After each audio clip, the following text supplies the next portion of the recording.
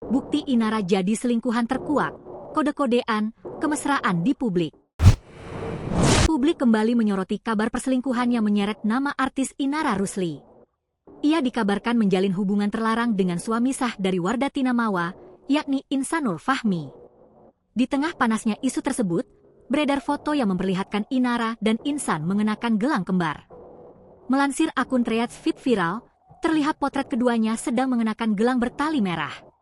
Gelangnya samaan, tulis akun tersebut pada Senin, 24 November 2025. Inara tampak mengenakan gelang bertali tipis itu saat sedang berpose di sebuah taman.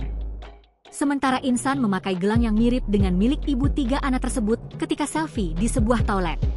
Di sisi lain, publik juga dibuat salah fokus oleh unggahan Insan di Instagram yang hanya dipenuhi oleh foto-fotonya.